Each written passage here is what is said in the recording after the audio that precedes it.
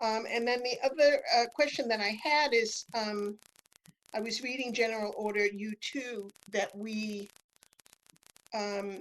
that was amended in 2017. And it seemed to me that it said pepper spray is prohibited as a crowd control mechanism. So I think it already says that pepper spray is prohibited, but I defer to the chief or to Pharma to confirm that. I think you're right about that, Councilmember Waingraff.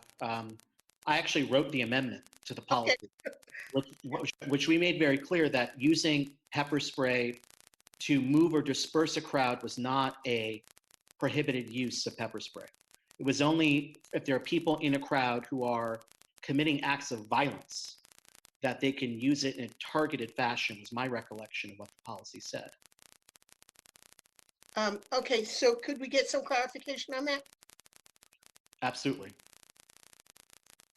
Not the Chief Greenwood. Yes, Chief, please take the question. Councilmember Waingraff is correct, as is Mayor Arregui. You described correctly where it appears in U2. The concern on this item is that smoke or tear gas, the challenge that was faced on occasion, including last week, was where officers are standing a line because they can't go further back. This is similar to what we talked about during 2017, where there's a space that you preserve for First Amendment speech, or, which was the case in 2017, or you have critical infrastructure.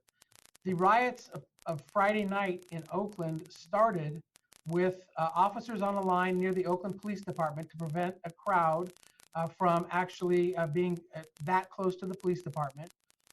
Our officers were lined up with other mutual aid forces, I believe from the Alameda County Sheriff's Office, and someone in the crowd threw an explosive device, an inflammable explosive device, which ignited. I am happy to post that video or send you that video. It's on YouTube. And that is when officers needed to drive people back. It's my understanding from talking to our folks that they had been on the line and people had been throwing stuff at them for something like 20 minutes. A dispersal order was in the process of being given, which is confirmed on this YouTube video where you can hear it happening, and that tear gas was used in order to drive people back to push them out of the range of fire of throwing things at the officers. We will not, we have not, and we will not ever, as long as I'm part of this organization, move a crowd or disperse a peacefully demonstrating crowd, as we have seen in other places across the country over the past 10 days. That said, we have officers who are doing their work using these tools strictly according to the policies that we have. And my concern is for their safety.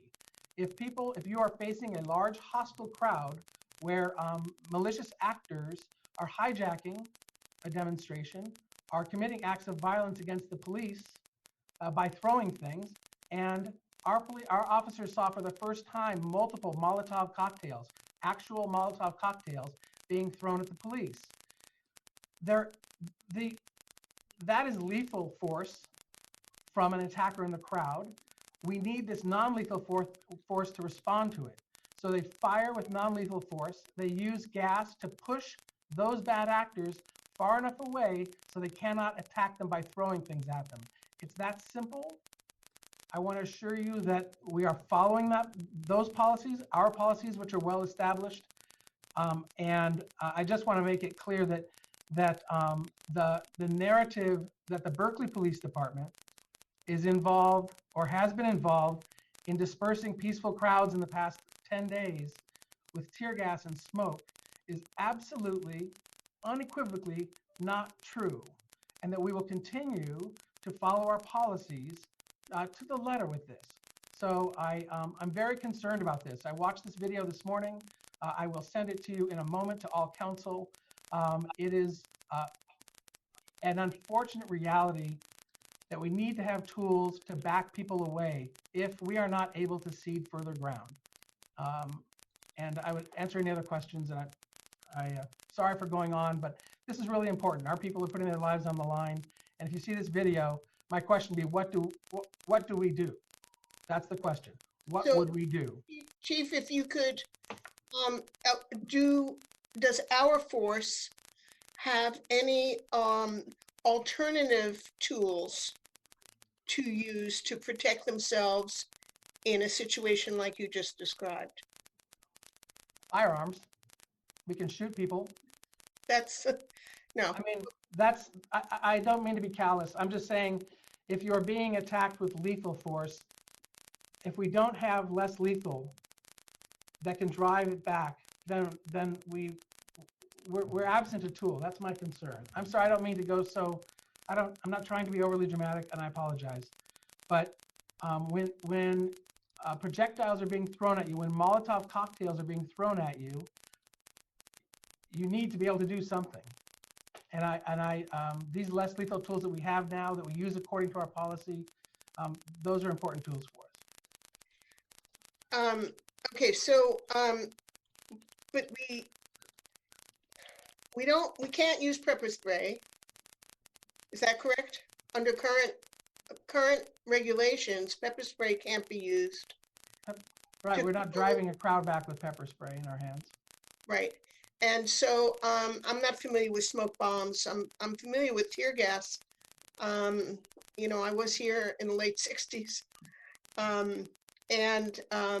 It just happens that my son was tear gassed on Friday night in Oakland. You know, I do not want to put our officers in harm's way. I don't think anybody on the council wants to put our officers in harm's way.